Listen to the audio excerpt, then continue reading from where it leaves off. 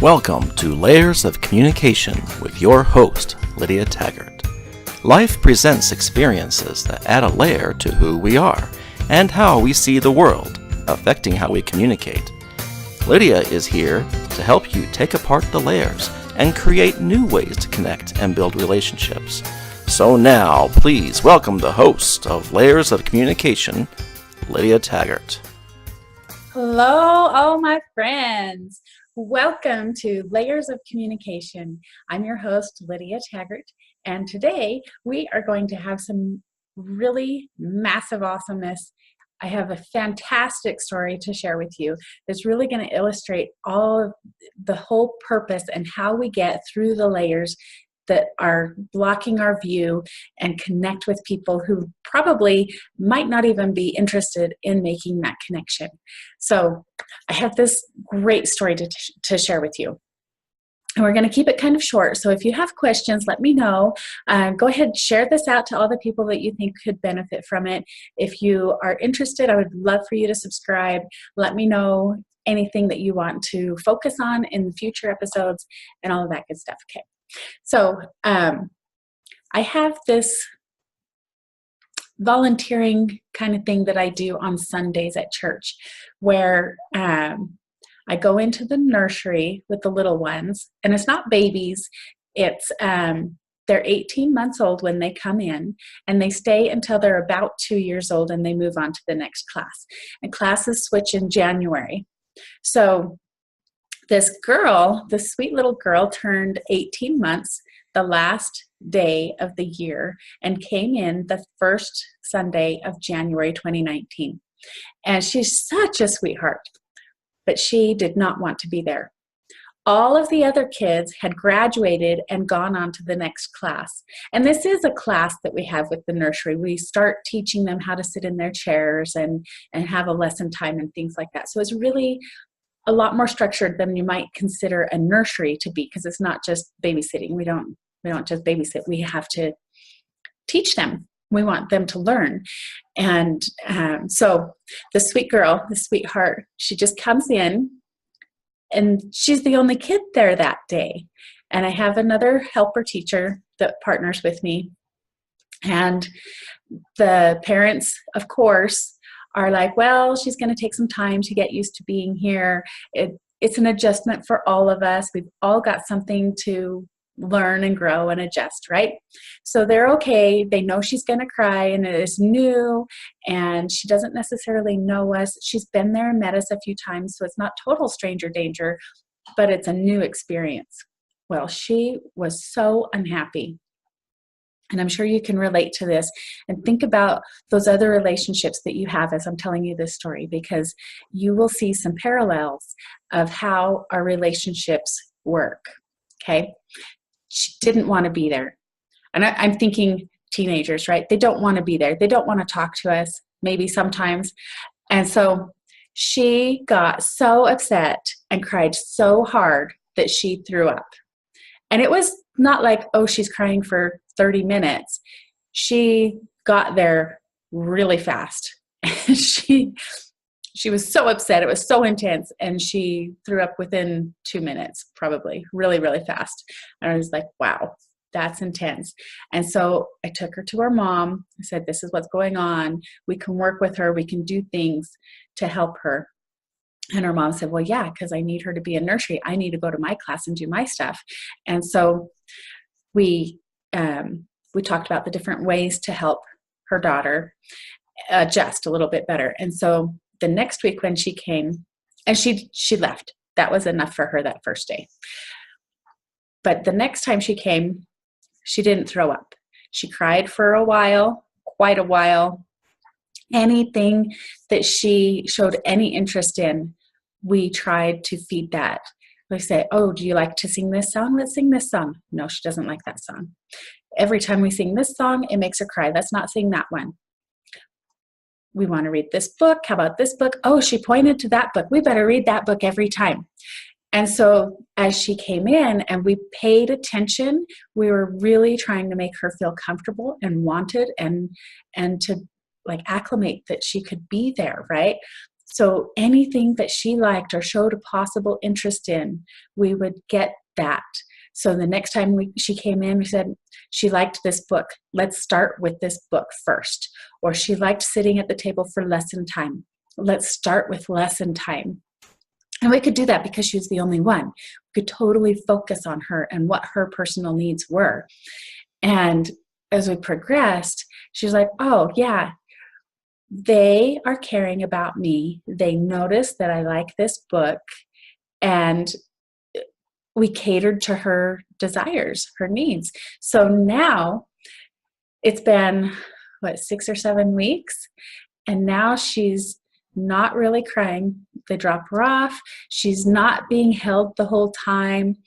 Like the first couple of weeks, I held her the entire class time. And she didn't want to play with any toys. She didn't want to eat or snack. She didn't want to do anything. She just was being held. And the first week, she cried a lot. And the next week, she cried less. And the next week, she cried less. Well, now she's hardly crying at all. Not even. She's like, oh, I'm going to go get this toy and bring it to you. And she's totally self-managing her emotions. And that's kind of crazy to say that an 18-month-old child can self-manage her emotions. But she is. We can self-manage our emotions too and make our experiences with other people so much better. So she's going and saying, can we do bubbles? Let's do this, let's do that. And when her dad comes to pick her up, she's so excited. And she takes her picture that she colored. She says, look, Daddy, we're talking about this today. And she tells him what the lesson was about. And that's amazing. We have a relationship now where a few weeks ago, a couple months ago, there was nothing at all that could make a pretend relationship about it. She did not want to be there. So these are the tips and the things that I'm pulling from this for you and your relationships and our relationships with other people. It's easy to see in a young child how they're influenced and how they grow and develop. When we take the time, we can also put those principles in practice in all of our relationships. So I'm going to invite you to use these things, especially if you have a teenager that is distant and they don't want to be with you or have any kind of communication with you. If you can only spend 2 minutes with them before they're ready to throw up on you, zone in on them. Have a weekly, routine, consistent, set-aside time to pay attention to them, their needs, their interests, whatever it is that they feel connected to. If they are reading a book, that's the book you're going to want to pick up, right? If they're skateboarding, you want to show some interest in skateboarding. If they're throwing a frisbee, I know most teenagers probably don't throw frisbees anymore. If they're playing a new game, like my 16-year-old is super into this new game that's coming out on Friday. It's not even out yet, but he's so excited about it. And he's talking about all the different ways you can play and what his friends are doing. And you can record a little video snippet of your game and he'll show it to me. He's like, Mom, you got to see this. It was so awesome. I'm like, okay, let's see it. Let's see what you did in your video game. Give them that interest. Find some sort of something that you can connect with them on and be consistent in giving them undivided attention. And pretty soon, you're going to find them bringing something to you and saying, hey, can we do bubbles now? Hey, I want to read this book now. Or like my 16-year-old son is, hey, Mom, you got to see this that I did on my video game. It's not impossible to connect with people. I know, especially with teenagers, they get a bum rap. They get this reputation that it's impossible to connect with them, and it's not.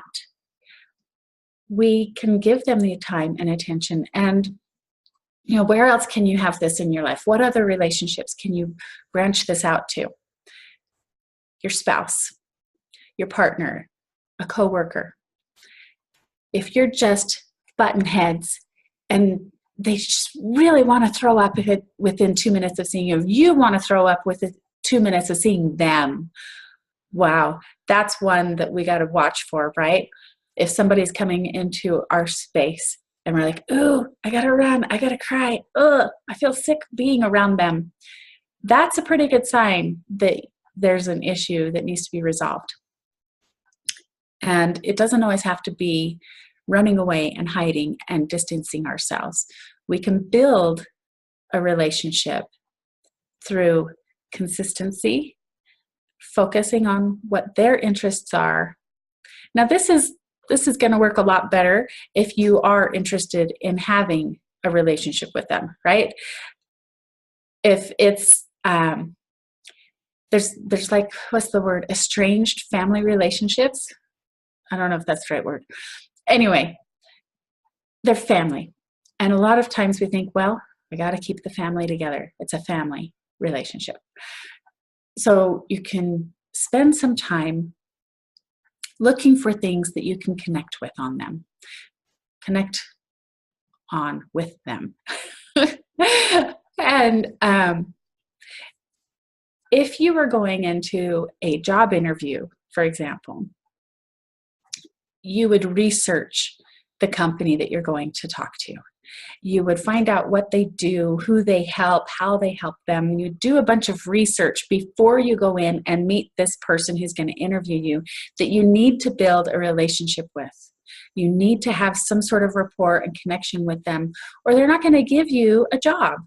You have to come up, maybe McDonald's doesn't work that way, but bigger companies, if you're looking for a long-term career instead of just a short-term, minimum wage kind of thing, bigger jobs that you want to have for a longer time and you want to really impress them, those kinds of things, you research the company and so you have something to talk about in the interview, right? You don't go in and go, yeah, so you have a job and I'd like a job. You have more to say than that. And you can do that with your relationships. You can look at what they've been doing on Facebook or their Instagram or their other social media. You can look at it and go, oh, they mentioned soccer. I don't know anything about soccer. And then you can go learn about soccer. So when you see them, you say, hey, how about that soccer game? And you can have something to communicate about. And they might be like, oh, I didn't know you liked soccer. I didn't know you had anything to do with soccer. You can find ways to connect. Find something that they like and show them that you care about them and their interests. I'm going to leave you with this last thought, okay? Now, I believe in a higher power. I believe in God. That's not a secret, right? And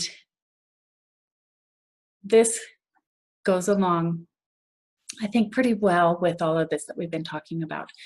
We care about the people that we are trying to connect with because we love them. We want to love them.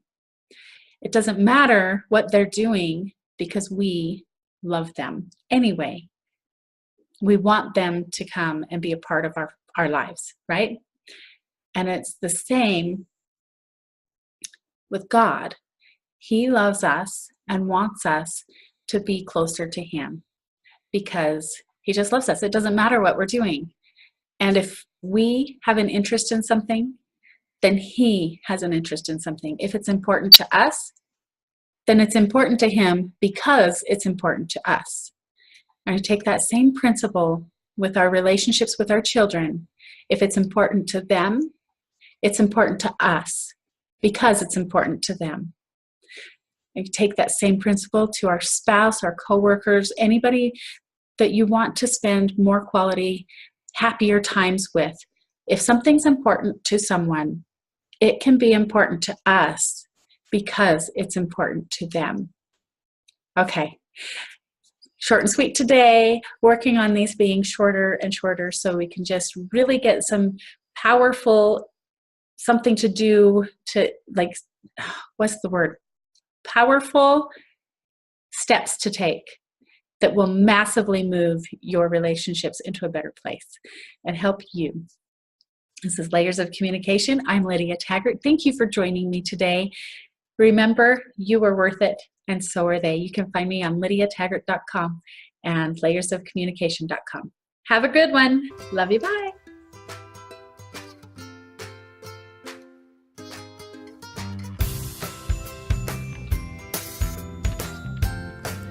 You've been listening to Layers of Communication with your host, Lydia Taggart. Tune in next week as we discover the layers in order to communicate and connect down to your core on Lydia Taggart's Layers of Communication.